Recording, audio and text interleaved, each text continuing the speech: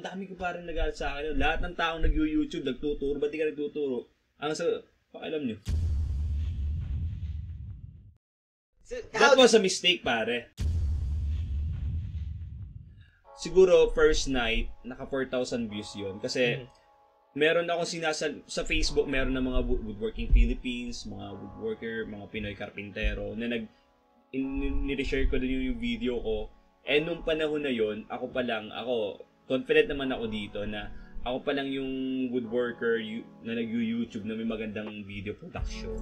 Kasi noon, na nakikita ko lang na nag-YouTube na mga woodworker, mga karpintero, yung naka-timelapse lang yung ginagawa nila. Ako talaga, since nga may idea ako on how to shoot and how to edit, ginandahan ko talaga yung production value ng video ko kasi alam ko yun yung magiging edge ko para, alam mo yun, medyo umangat ako kasunod sa iba. So basically, inalam mo kung sino yung competition mo, ano yung kulang sa kanila, yes. At yun yung idinagdag mo correct. Sa kung ano yung channel or sa mga videos mo, which is yung expertise. Kaya Not really expertise, pero interest mo, which is videography. Correct. Kaya yung first night nung video na yon, medyo nag-trending siya sa group kasi nga iba yung atake ko. Hindi ako nagtuturo doon, compare sa iba, nagtuturo sila kung paano mag-joinery, kung paano mag-get ng. Ako hindi. Nagkwekwento ako ng outside na doon sa ginagawa ko. So parang ano ka ba? Ba't lahat ng tao nag-YouTube? Ang dami ko parang nagalit sa akin. Lahat ng tao nag-YouTube, nagtuturo. Ba't di ka nagtuturo? Alam nyo, yun yung gusto ko eh. That was a mistake, pare. That was a mistake. As a YouTuber, as a content creator, you should not create as a selfish content. Yun yung mali ko noon. Kaya ang tagal kong, siguro naka 7 videos ako, parang wala. Bakit walang progress? Selfish content kasi yung ginagawa ko. Ginagawa ko yung video, ine-edit ko yung video para lang sa kaliligaya ko, hindi sa ikaliligaya nila. Correct. Yun ang number 1 mistake ng mga nagsisimula ngayon.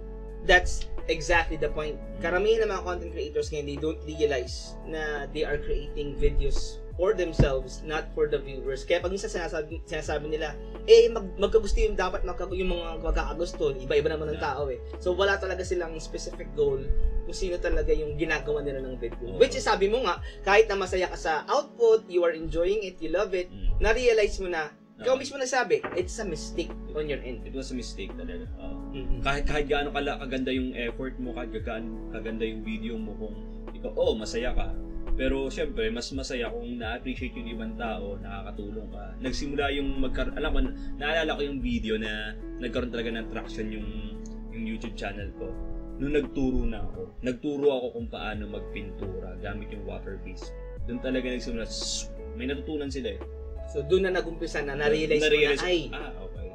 But of course, hindi mo pa rin inimanan yung naging edge sa iba, hindi. yung cinematography. Hindi ko. Parang kasi along the way may matututunan ka talaga na pagbasa ng analytics, ano ba yung gusto nila. Siyempre, wag mong iiwan kung ano yung gusto mo talagang gawin. Para bang ibabalance mo pa rin siya. Gusto mo maganda production value, gusto mo storytelling, pero at the same time, yung storytelling mo, dapat magturo ka rin na magbibigay ng value dun sa audience mo. Parang yun yung nangyari sa akin. Yun na rin yung pinagsama-sama ko noon. At the same time, to watch the full interview with Film That Build, i-click nyo ang video na to o research nyo ang Pinoy Creator Spotlight sa mga major podcast platforms. Enjoy!